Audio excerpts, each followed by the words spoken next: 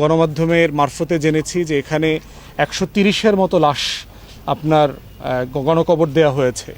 তাহলে এই বাকিগুলো কারা সেগুলো এখনও আইডেন্টিফাই করা হয় নাই। আমরা যখনই কোনো ইভেন্টে যাই আমাদের শহীদ পরিবারের মায়েরা এসে কান্নাকাটি করেন, তারা আসলে লাশের খবর চান, কোথায় আছে পুত্র সন্তান, তাদের খোঁজ খবর পেতে চান। তো এইটার জন্য সরকারের পক্ষ থেকে যা যা করা দরকার সেটা সিরিয়াসলি করা দরকার। অভ্যুত্থানের যারা শহীদ তাদেরকে স্মরণ করার জন্য পার্টিকুলারলি হচ্ছে আজকের এই যে গণকবরে আমরা এসেছি, এটা মনে করিয়ে দেওয়ার জন্য যে জুলাই গণ অভ্যুত্থানটা কোনো হাসি খেলার বিষয় ছিল না। আসলে এখানে আমার নিজের মনে আছে, আমি 24 আগস্ট মাসে নিজে এখানে এসেছিলাম এবং খুবই একদম কাদামাটি ফ্রেশ, মানে মানুষজন এখানে বলেছে যে সিম্পলি ট্রাকে করে এনে লাশগুলো শুধু কোদাল দিয়ে কুপিয়ে কুপিয়ে মাটি উঠায় শুধু লাশগুলো ধামাচাপা দিয়ে গেছে, কোনো রকম চাপা দিয়ে গেছে।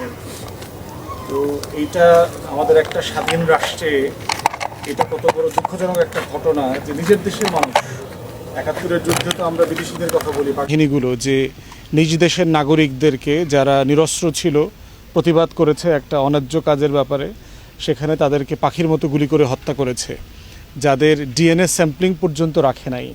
সারা দুনিয়াতে আপনারা জানবেন যে আননোন ডেড যাদেরকে কবরস্থ করা হয় তাদের ডিএনএ স্যাম্পলিং, ফটোগ্রাফিক এভিডেন্স সব কিছু রাখা হয়। আমাদের এখানে এই যে লাশগুলো মর্গে ছিল তাদেরকে সিম্পলি মর্গে জায়গা হয় নাই বলে ট্রাকে করে করে এনে এসব জায়গায় ফেলেছে, নদীতে ফেলেছে, আঞ্জুমান মফিদুল ইসলামকে দিয়ে দিয়েছে। এবং এটার সাথে যে ডিএমপির আপনার কমিউনিকেট করতে হয়, পুলিশের কোনো শাখা পর্যন্ত কমিউনিকেট করে নাই যে কোথায় কোন লাশ যাচ্ছে। জুরাইনে গণকবরের কথা আমরা জেনেছি, আমাদের আইসিটির চিফ প্রসিকিউটর উনি বলেছেন আরও 5-6টা গণকবরের সন্ধান ওনারা পেয়েছে। বরগুনার পাথরঘাটায় চরের ভিতরে গণকবরের সন্ধান পেয়েছে, সুন্দরবনের মধ্যে পেয়েছে, আপনার নরসিংদীতে, মুন্সীগঞ্জে, মানিকগঞ্জে বিভিন্ন জায়গায় তারা জুলাই গণ অভ্যুত্থানের শহীদদের গণকবর পেয়েছে। তো 71-এর শিক্ষা থেকে আসলে আমরা কিছু শিখেছি বলে মনে হয়নি আর কি, যে আমার দেশের নাগরিকদের যে সম্মান মর্যাদা, আমাদের ভিন্ন মত থাকলেও যে আমরা একজনকে অমর্যাদার মধ্যে ফেলবো না, লাশটা পর্যন্ত সংরক্ষণ করা। পরিবারগুলো জানে না যে আসলে কে কখন কোথায় মারা গেছে, কোথায় দাফন হয়েছে। তাই আমরা সরকারকে মনে করিয়ে দিতে চাই যে আপনারা মনে রাখেন যে আসলে কাদের রক্তের উপর দিয়ে আজকে আপনারা ক্ষমতা এসছেন। আপনারা ভুলে যাবেন না যে এই দেশটার জন্য হাজার হাজার মানুষ জীবন দিয়েছে, শত শত বছর ধরে জীবন দিয়েছে, সর্বশেষ 24-এ মোটা দাগে বড় আকারে জীবন দিয়েছে। অতএব এই আজকে আমরা দাবি করছি যে সকল লাশ এখনও শনাক্ত হয় নাই, এখানে দেখেছেন মাত্র 70-এরও নিচে লাশের কথা আসছে, কিন্তু আমরা ইতিমধ্যে গণমাধ্যমের মারফতে জেনেছি যে এখানে 130-এর মতো লাশ আপনার গণকবর দেওয়া হয়েছে। তাহলে এই বাকিগুলো কারা সেগুলো এখনও আইডেন্টিফাই করা হয় নাই। আমরা যখনই কোনো ইভেন্টে যাই আমাদের শহীদ পরিবারের মায়েরা এসে কান্নাকাটি করেন, তারা আসলে লাশের খবর চান, কোথায় আছে পুত্র সন্তান, তাদের খোঁজ খবর পেতে চান। তো এইটার জন্য সরকারের পক্ষ থেকে যা যা করা দরকার সেটা সিরিয়াসলি করা দরকার। জুলাই শহীদ স্মৃতি ফাউন্ডেশনের একটা বড় দায়িত্ব হচ্ছে শহীদ আহত পরিবারদেরকে নিয়ে কাজ করা, পুনর্বাসন করা। তাদেরকে সরকার যে পরিমাণ আর্থিক সাহায্য দেওয়ার কথা ছিল সেটা তারা দিচ্ছে না। গত 5-6 মাস থেকে তারা স্টাফরা বেতন পাচ্ছে না। তাদের কর্মকর্তা কর্মচারীরা বিনামূল্যে জুলাই শহীদ আহত পরিবারের জন্য কাজ করছে। এটা রাষ্ট্রের জন্য খুবই লজ্জাজনক, এই সরকারের জন্য লজ্জাজনক যে তারা তা ক্ষমতায় আসার সাথে সাথে এটাতে টাকা দেয়া বন্ধ করে দিয়েছে। তো আমরা সরকারকে আহ্বান করছি এই ধরনের দুষ্টামি থেকে, লুটপাটের আমলাতন্ত্রের দুষ্টামি থেকে দয়া করে বের হয়ে আসেন। জুলাই শহীদ স্মৃতি ফাউন্ডেশনকে যে পরিমাণ টাকা দেবার কথা আমাদের শহীদ আহত পরিবার, প্রতিবন্ধী পরিবারকে পুনর্বাসন করবার জন্য, সেখানে কোনো ধরনের গাফলতি করবেন না। থার্ড হচ্ছে একই ধরনের স্বেচ্ছাচারী আচরণ আমরা বিভিন্ন জায়গায় দেখতে পাচ্ছি।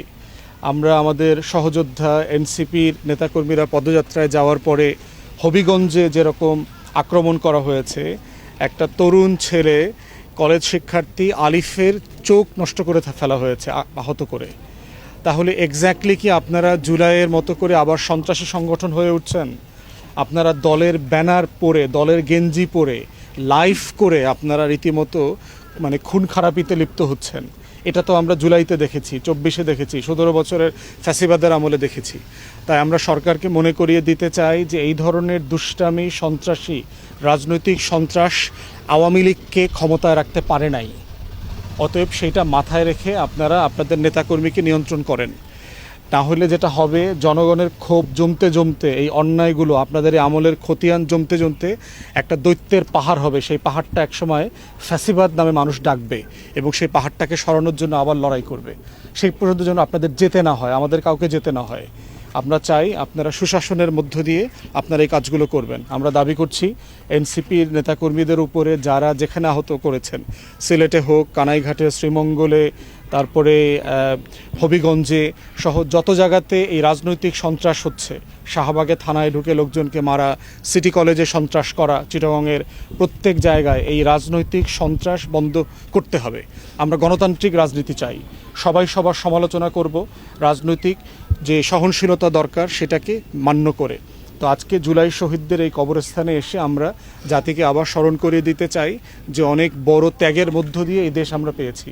এই দেশটাকে, এই ত্যাগের যে মহিমাটা, এটার যে দায়িত্বশীলতা, এইটা সংস্কার বিচারের মধ্য দিয়ে, জুলাই জাতীয় সনদ মান্য করবার মধ্য দিয়ে, আমাদের যে গণভোটের গণরায় আছে এইটাকে মান্য করবার মধ্য দিয়ে এটা বাস্তবায়ন করতে হবে, যেন আর কোনো জাতির সন্তানকে এই ধরনের বুলেটের মুখোমুখি হতে না হয়।